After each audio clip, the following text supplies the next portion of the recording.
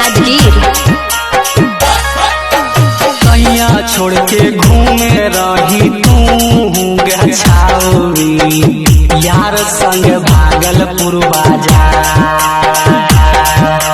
कैया छोड़ के घूमे रही तू गछाउरी, यार संग भागलपुर बाजार।